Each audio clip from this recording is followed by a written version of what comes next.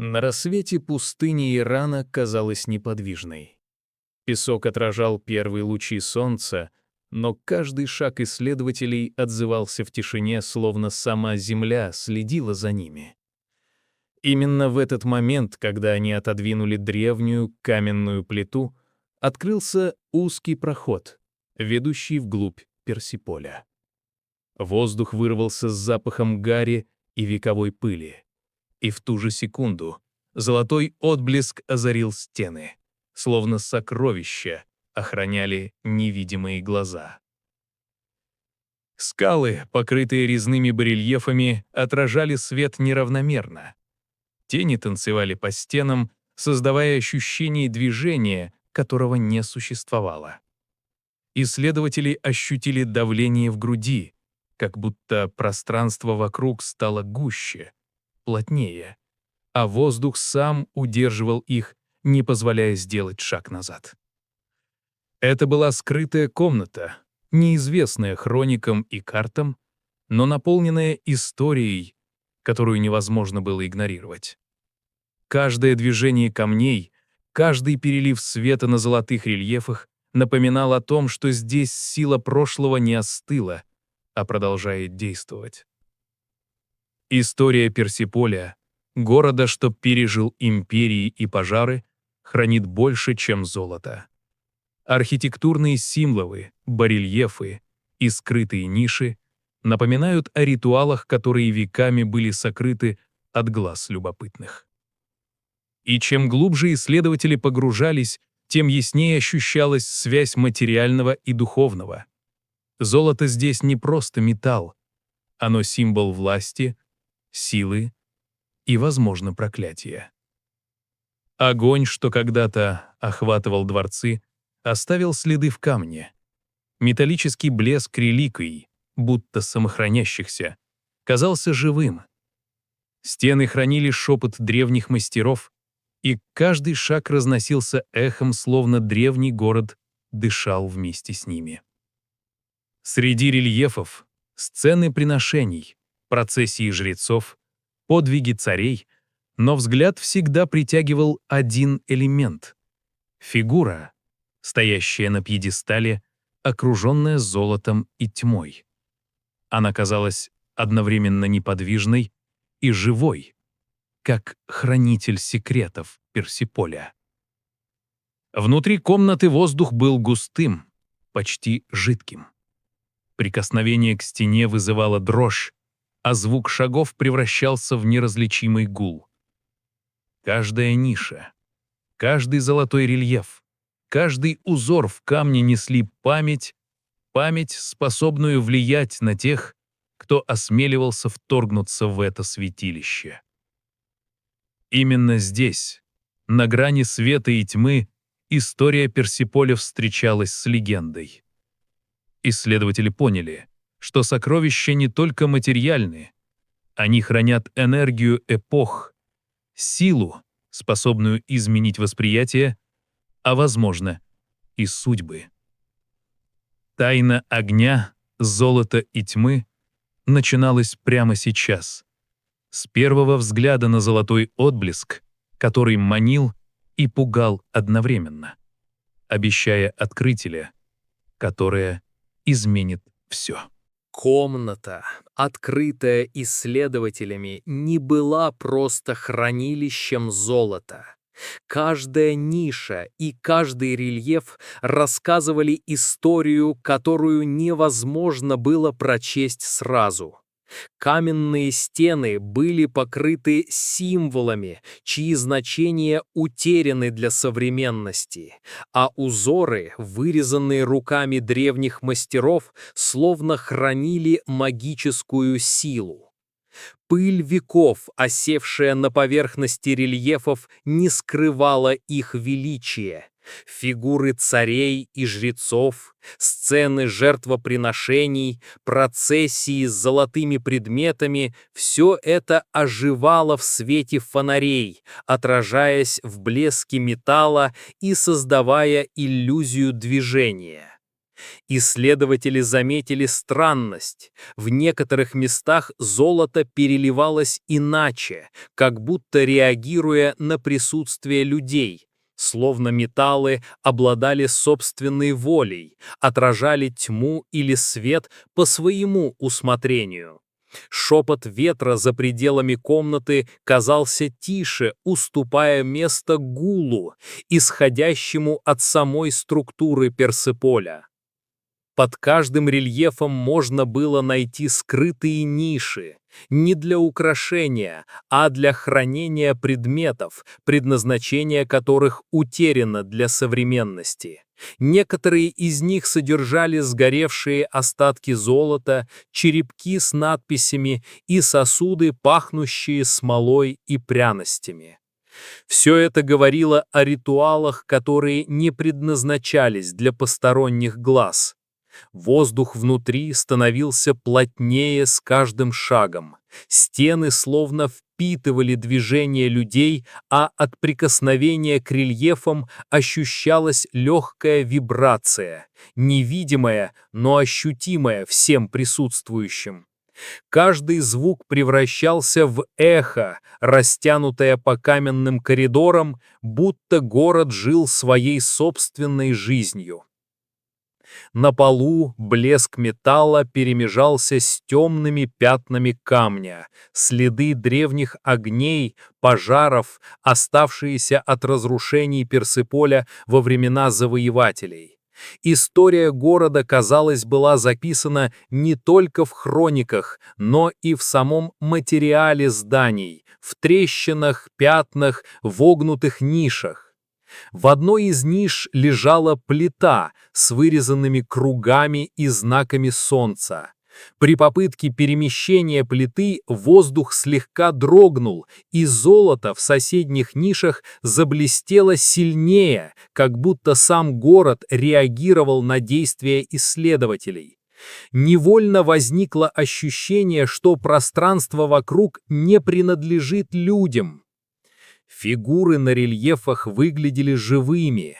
Жрецы склонялись перед царями, солдаты держали оружие, но глаза каменных фигур словно следили за каждым движением исследователей. И чем глубже они погружались в комнату, тем яснее ощущалось: сокровища Персеполя не просто материальные, они часть древней системы власти и силы, которая до сих пор действует. Так продолжалось несколько часов. Шаг за шагом исследователи осваивали пространство, осознавая, что здесь каждая деталь важна. Огонь прошлого и золото царей переплетались с тьмой веков, создавая ощущение, что Персеполь не просто хранит сокровища, а наблюдает, выбирая, кто достоин прикоснуться к ним.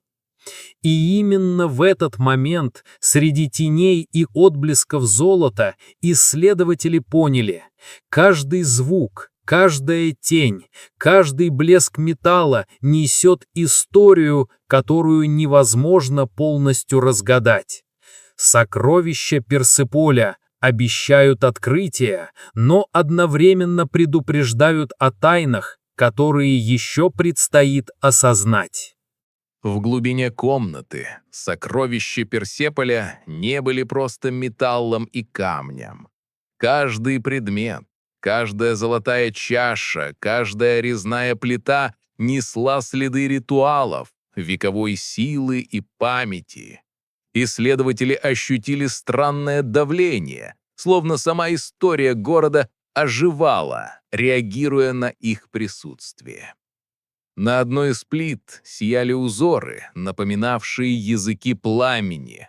Лучи фонарей отражались в золоте и создавали иллюзию движения огня, не от огня настоящего, а от силы, заключенной в металле. Кажется, сам металл дышал, посылая тонкие вибрации через пол и стены. Среди реликвий исследователи нашли сосуды, покрытые тонкой сетью трещин, словно время оставило на них собственный почерк. Прикосновение к этим сосудам вызывало легкую дрожь, а воздух вокруг становился плотным и тяжелым. Каждый вдох ощущался иначе, как будто прошлое Персеполя пыталось сообщить что-то непостижимое. Золотые барельефы, изображавшие процессии и жертвоприношения, казались живыми. Фигуры склонялись, головы поворачивались, руки вытягивались, все это в свете фонарей, отражающих металл. Исследователи невольно отступали назад, осознавая, что это не иллюзия, пространство реагирует на них. Огонь, который когда-то охватывал дворцы и площади, оставил отпечатки в камне.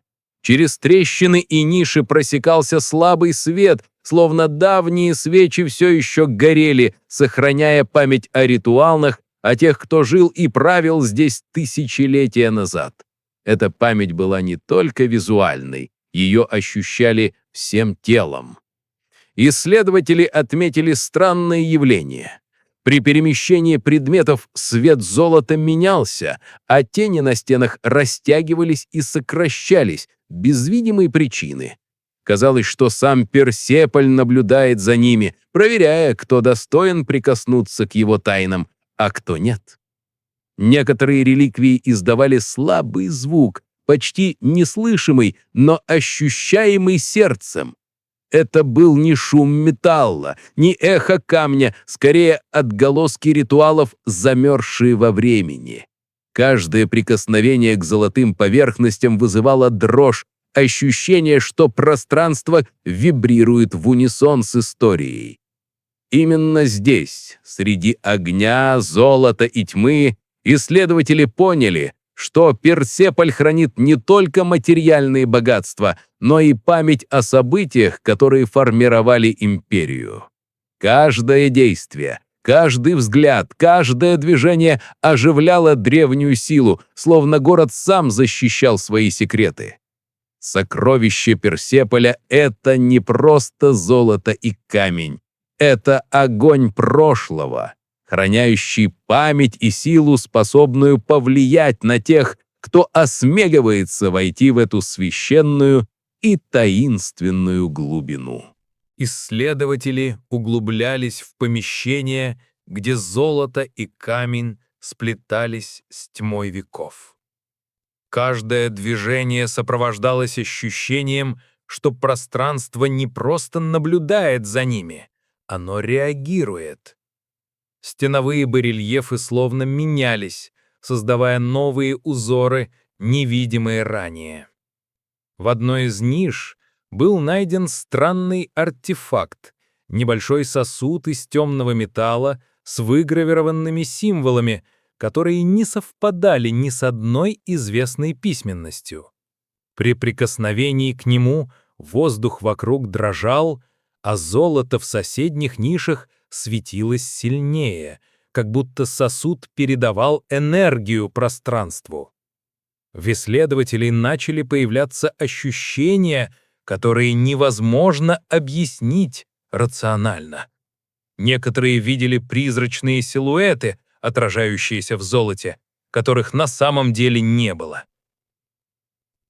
Другие ощущали холодное дуновение там, где ни один сквозняк не мог проникнуть.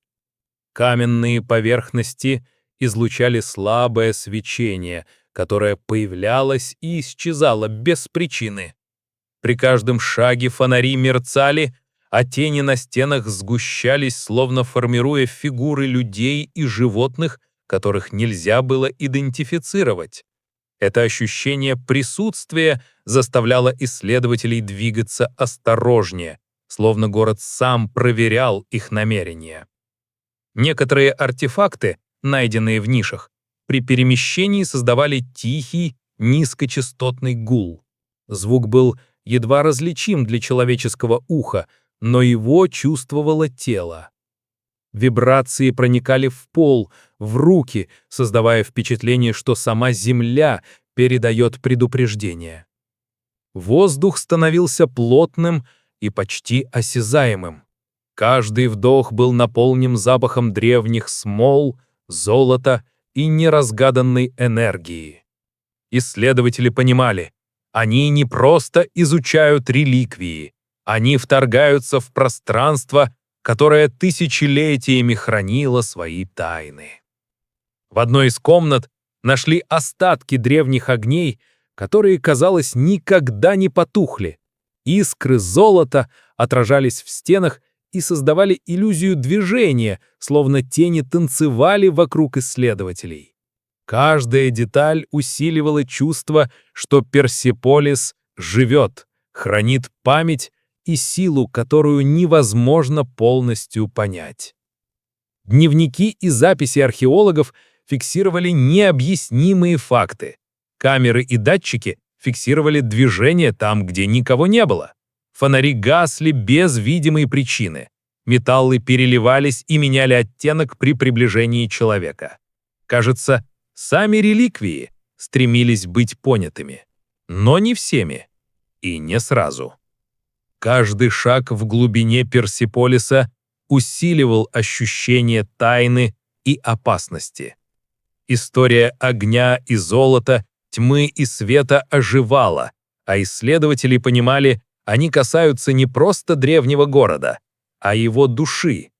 И чем дольше они оставались здесь, тем сильнее ощущали, что каждая находка — часть большой, непостижимой системы силы, проверяющей их разум и смелость. Сокровища Персеполиса оставались неразгаданными. Каждое открытие приносило новые вопросы. Кто создавал эти символы? Как золото и камень могли хранить такую силу? И как пережить встречу с древней памятью, которая еще действует, наблюдает и, возможно, защищает свои тайны? Каждая комната Персеполия хранила не только золото, но и следы древних ритуалов. Следы огня, воска и масел. Они словно говорили исследователям, здесь вершились события, в которых участвовали не только люди, но и сила, превышающая понимание. Прикосновение к золотым изделиям давалось с осторожностью, потому что каждое могло быть носителем энергии прошлого. Древние барельефы изображали сцены жертвоприношений и празднеств одновременно. Лица людей были искажены торжеством и страхом, а позы словно застывшие в момент откровения. И чем дольше исследователи смотрели, тем отчетливее ощущалось присутствие тех, кто когда-то совершал эти ритуалы, их духи, оставшиеся в золоте и камне. В одной из сокровищниц археологи нашли круглый медный диск, покрытый резьбой и символами. Он был тяжелее, чем ожидалось, и при поднятии слегка вибрировал, словно реагируя на биополя исследователей. Воздух вокруг становился плотнее, и тени от факелов начинали вытягиваться, складываясь в фигуры, которые невозможно было идентифицировать. Некоторые предметы казались проклятыми. Золото, излучающее легкий холод, серебро, на котором появлялись темные пятна. При попытке переместить эти артефакты происходили странные эффекты: мерцание света, колебания воздуха, слабое ощущение давления на груди. Исследователи понимали, они касаются не просто металла, а носителей силы, оставленной для защиты сокровищ. Среди записей археологов появлялись тревожные пометки. Люди чувствовали присутствие наблюдателя. Тени, отражающиеся в золоте, двигались независимо от исследователей, повторяя старинные позы. Некоторые утверждали, что слышали шепот, слова на древнем языке, которые понимались сердцем, а не умом. В одной из больших залов археологи нашли останки ритуального огня. Пепел был необычным, а темного цвета, почти синий, и при приближении издавал слабое тепло. Эта энергия казалась связанной с золотыми предметами. Когда исследователи брали их в руки, огонь в очаге будто оживал и отражал движение в своих тенях. Золото и камень хранили не только богатство, но и память о власти и страхе. Каждый предмет был рассчитан не для демонстрации, а для защиты. Скалы Персиполия дышали этой энергией, и любое неправильное движение могло вызвать реакцию, которую невозможно было предсказать. Археологи понимали, они вторглись в систему силы, которая сочетала магию, власть и память о прошлом. Каждый шаг и каждый взгляд отзывался не только на физическом уровне, но и на уровне восприятия, вызывая трепет, чувство тревоги и уважение к тем, кто создавал это место. Сокровища Персиполия оставались загадкой. Они не были просто объектами исследования, а хранителями тайны, проверяющими, кто достоин войти и понять, а кто будет отвергнут. И чем глубже исследователи углублялись, тем больше понимали, золото, огонь и тьма — это три элемента, соединенные в единую систему защиты и памяти. История Персиполя — это не только прошлое. Она жива здесь и сейчас, в каждом объекте, в каждой тени и в каждом шорохе, который можно услышать, если прислушаться. Золото сияет, огонь пылает, тьма наблюдает. И ни одна сила не может нарушить этот древний баланс без последствий. Глубже внутри Персиполя обнаруживались залы, которых не было на старых планах. Каждый проход становился все более узким, воздух тяжелее, а звуки приглушенными. Барельефы здесь не рассказывали историй побед и завоеваний, а хранили символы, непостижимые современному разуму. На стенах появлялись знаки, которых не было в предыдущих слоях.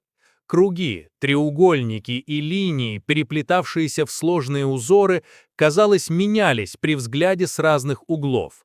Исследователи записывали каждое движение символов, но понимали, они не просто изображены, они взаимодействуют с присутствием человека.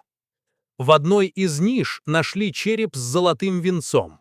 Металл не окислялся, а кость сохранилась нетронутой. При приближении чувствовался холод, который пробирал до костей, и слабое жужжание в воздухе, как будто древняя память напоминала о себе. Каждое прикосновение к стенам вызывало странное чувство вибрации. Скалы словно реагировали на движение, на дыхание, на мысль. Фонари мерцали, а отражения в золоте создавали иллюзию движения фигур, которых не было в комнате, повторяя позы, изображенные на барельефах. Среди артефактов исследователи нашли остатки древнего инструмента, тонкий стержень из меди, украшенный символами огня и солнца. Он казался обычным, пока один из археологов не положил его на плиту с выгравированными линиями. Линии начали слабо светиться, а звук, низкий и вибрирующий, пробирал тело до спинных костей. Пыль на полу время от времени поднималась, хотя никто не двигался. Легкое мерцание тени создавалось не фонарями, а самой структурой помещения. И чем дольше они оставались здесь, тем сильнее ощущалось, эти залы были построены не для людей, а для чего-то, что наблюдало и проверяло. Дневники археологов фиксировали непостижимые эффекты. Предметы, оставленные на одном месте, исчезали, линии и символы меняли формы, металлы слегка нагревались без источника тепла. Каждый шаг ощущался как вторжение в древнюю систему, где золото, камень и воздух соединены в единую защиту. Некоторые из исследователей начинали видеть фигуры среди теней, силуэты людей в длинных одеждах, повторяющие движения древних мастеров. Они не говорили ни слова, просто наблюдали. Те, кто пытался заговорить, замечали странное затруднение дыхания и покалывание в руках. Каждое открытие в этих залах заставляло осознавать, что Персиполь хранит не только сокровища, но и память о ритуалах, силе и страхе. Здесь огонь, золото и тьма неразрывно связаны, и никто не сможет понять их полностью, оставаясь лишь внешним наблюдателем.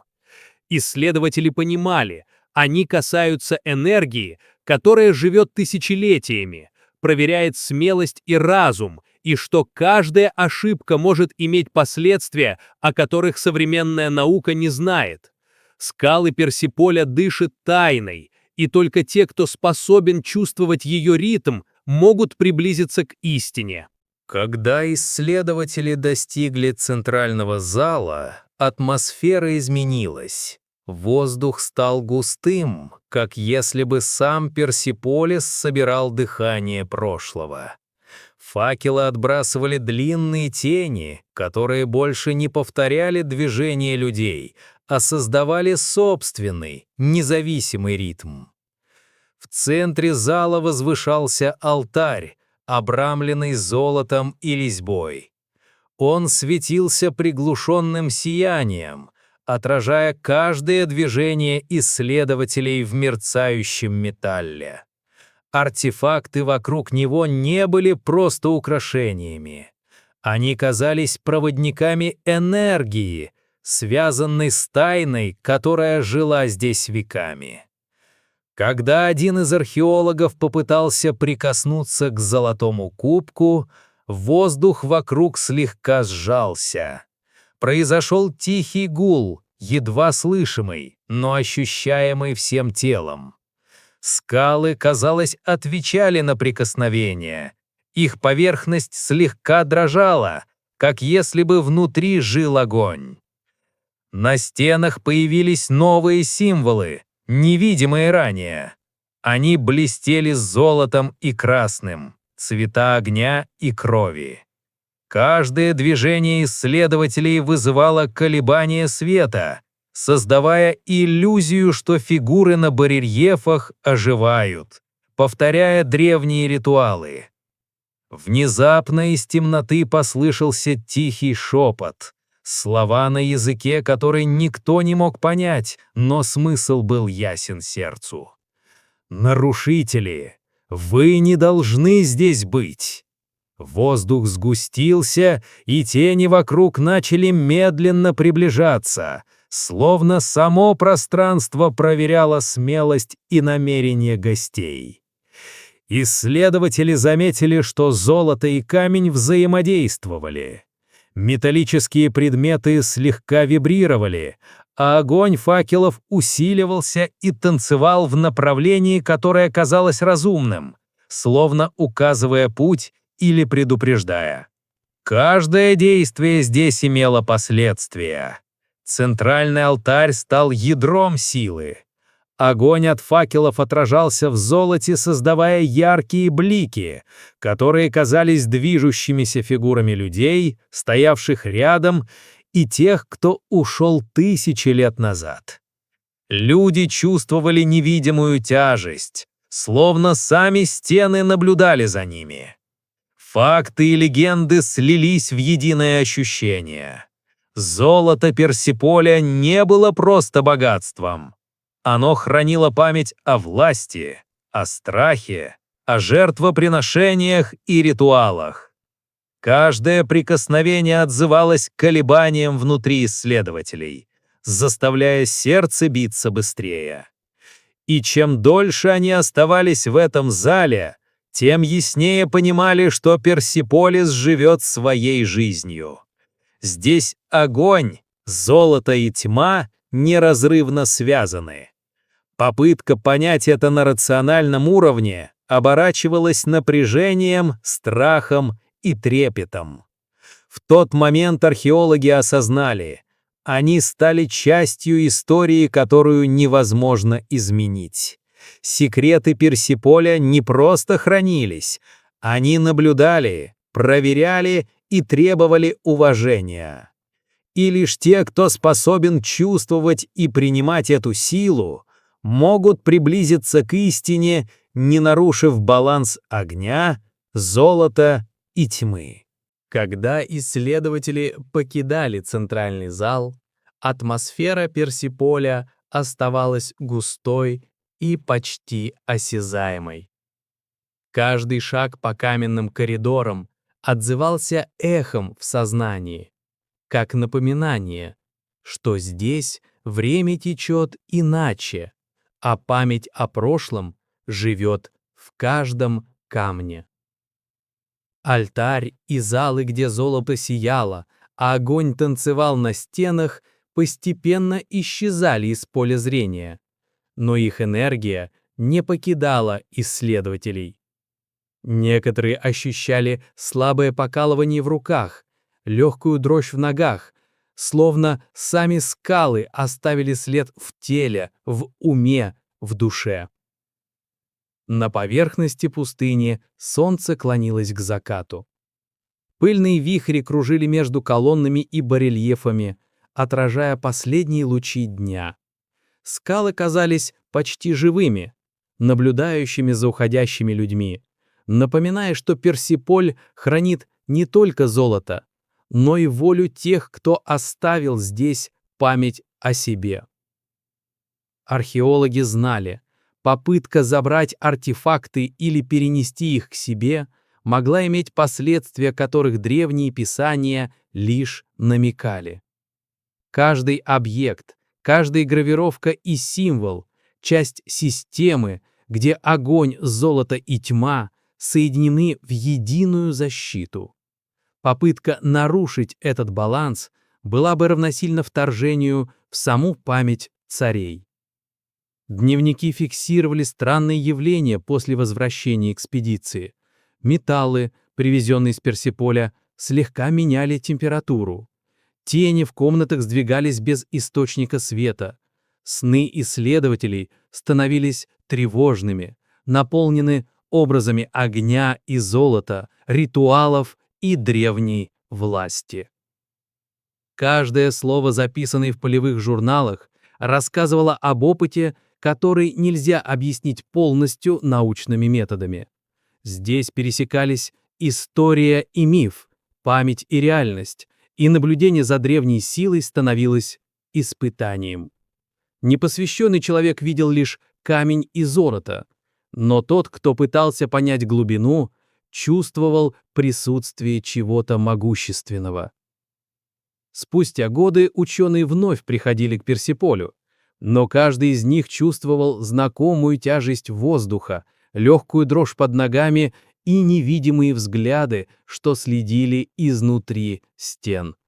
Некоторые уходили раньше, оставляя исследования недоделанными. Другие возвращались с записями, которые невозможно было полностью расшифровать. Золото, огонь и тьма Персиполя — это не просто материальные элементы. Они хранят память о власти, страхе, ритуалах и законах, которые существовали до появления современных технологий. Каждая искра, каждый отблеск на стене напоминают о древних тайнах, а каждый шаг внутри коридоров оставляет след в сознании исследователей. Сегодня Персиполь продолжает хранить свои секреты. Туристы видят лишь величие колонн и барельефов, историки изучают архитектуру и находят золото, но истинная сила этого места остается невидимой, доступной лишь тем, кто способен почувствовать ее ритм и уважать древнюю память. И когда последний луч солнца исчезает за горизонтом, пустыня и скалы снова погружаются в тишину. Внутри камней остаются огонь, золото и тьма, готовые напомнить о себе тем, кто осмелится войти, прикоснуться или нарушить границу между прошлым и настоящим. Персиполь живет, наблюдает и хранит тайну, которая, возможно, никогда не будет полностью раскрыта.